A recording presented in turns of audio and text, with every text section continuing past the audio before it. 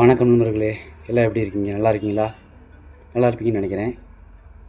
இன்றைக்கி நம்ம என்ன பார்க்க போகிறோம்னா, ஒரு ரொம்ப இன்ஸ்பைரான ஒரு ஸ்டோரி ஒன்று படித்தேன். சரி, அதை உங்கள்கிட்ட ஷேர் பண்ணிக்கலாம் அப்படின்னு தான் அந்த வீடியோ.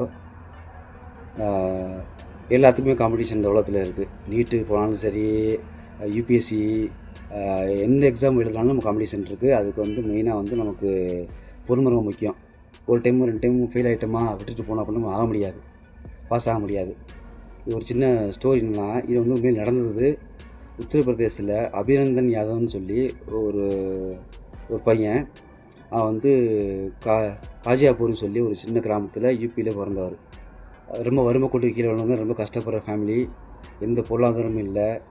அந்த ஊரில் ஸ்கூல் முடிச்சுட்டு அங்கேருந்து காலேஜ் படிக்கிறதுக்காக என்ட்ரன்ஸ் எக்ஸாம், ஐஐடி, ஜேஇஇ இந்த மாதிரி எக்ஸாம்ஸ் கிளியர் பண்ணுறதுக்காக குவாத்திக்கு போகிறாரு. குவாத்திக்கு போயிட்டு அங்கே எக்ஸாம் கிளியர் பண்ணி காலேஜ் சேர்றாரு. காலேஜ் பட்ட படிப்பு படிச்சுட்டு டிகிரி முடிச்சுட்டு, அந்த டிகிரியோட அந்த காலேஜ்லேருந்து வெளில வரும்போது ஒரு கார்ப்பரேட் கம்பெனியில் நல்ல ஒரு வேலையோடு வெளில வராரு. அந்த வேலையை பார்த்துக்கிட்டு அங்கேயே இருந்து அவர் வாழ்க்கை ஓடிக்கிட்டு இருக்கும்போது அவருக்கு ஒரு ஆசை, எப்படி நம்ம ப்ரைவேட்டில் போனால் ஒத்து வராது, ஒரு கவர்மெண்ட் வேலை பார்க்கலாம் அப்படின்னு சொல்லி அந்த கவர்மெண்ட் வேலைக்கு முழு மூச்சாக நம்மளை தயார் பண்ணுறாரு. தயார் பண்ணிகிட்டு இருக்கும்போது எதை எடுத்தாலும் தோல்வி அவருக்கு வரிசையாக தோல்வி வந்துகிட்டே இருக்குது. எந்த எக்ஸாம் எழுதினாலும் ஃபெயிலு, கண்டினியூவாக ஃபெயில். 16 முறை ஃபெயில் ஆகிறாரு. அப்படி இருந்தால் அவர் மனசு கஷ்டப்படாமல், மனசு இழக்காமல், தன்னம்பிக்கையோட திருப்பி அட்டன் பண்ணிட்டே இருக்கார். அதுக்காக தனியாக ஸ்பெஷலாக வீட்டில் தனியாக உட்காந்து படித்து, அதுக்கு டைம் ஒதுக்கி அவரே சமைச்சு சாப்பிட்டு, அது மிச்ச டயத்தில் படித்து, ஒவ்வொரு எக்ஸாமில் மிஸ்டேக் பண்ண போனால் அதை என்னென்னு திருத்திக்கிட்டு ஒவ்வொரு ஸ்டெப்பாக நம்மளை முன்னேற்றிட்டே போயிட்டுருக்காரு. அப்படி இருக்கையில் உங்களுக்கு 17ஆவது முறை யூபிஎஸ்சி அட்டன் பண்ணுறாரு. அதுக்கப்புறம் அவருக்கு கவர்மெண்ட் வேலையும் கிடைக்கிது, எஸ்எஸ்சி சிஜிஎல் கவர்மெண்ட் வேலை கிடைக்கிது.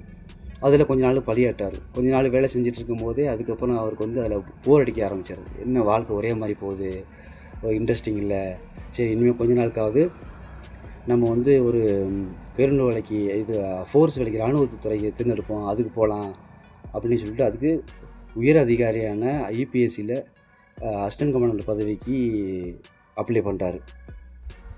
அதுக்கு அப்ளை பண்ணி 16 முறை தோற்றதுக்கப்புறம் 17ஆவது முறையாக அந்த அசிஸ்டன்ட் கமாண்டர் பதவி கிடைக்கிது அவருக்கு. இது சிஏபிஎஃப்பில் ஒரு பாராமிலிட்ரி ஃபோர்ஸில் ஒரு ஸ்டார்டிங் ஆஃபீஸர் ரேங்கோட உயரான பதவி இது கிடைச்சி முடிச்சதுக்கப்புறம் அவருக்கு தெரிஞ்சிச்சு, நாட்டுக்காரன் கொஞ்ச நாள் உழைக்க ஆரம்பிக்கலாம் அப்படின்னு சொல்லிட்டு அவர் சந்தோஷமாக இதை யூபிஎஸ்சி கிளியர் பண்ண அசிஸ்டன்ட் கமாண்டர் பதவியை ஏற்றுக்கிறார் அவர். இதில் நமக்கு என்ன புரியுது அப்படின்னா, இவ்வளோ எக்ஸாம் 16 முறை எக்ஸாம் எழுதி தோற்று போனவர் 17 முறையும் எழுதி பாஸ் ஆனது பெரிய விஷயம். ஏன்னா நமக்கு 2 முறை 3 முறை எழுதினாவே நம்ம மனசு விட்டுருவோம், கிடைக்காது வேணாம் அப்படின்னு.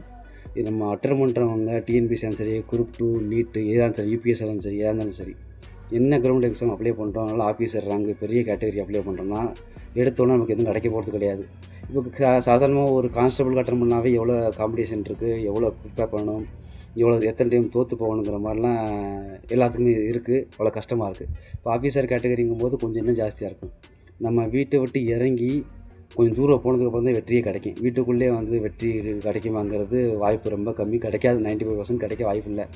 வீட்டை விட்டு இறங்கணும், இறங்கி ஃபீல்டுக்கு போனால் நமக்கு 100% கிடைக்கும், வாய்ப்பு கிடைக்கும், வேலையும் கிடைக்கும். நம்ம நினச்சதை அச்சீவ் பண்ண முடியும். நம்ம என்ன வேணுமோ அச்சீவ் பண்ணணும்னா இறங்கி ஃபீல்டுக்கு வரணும்.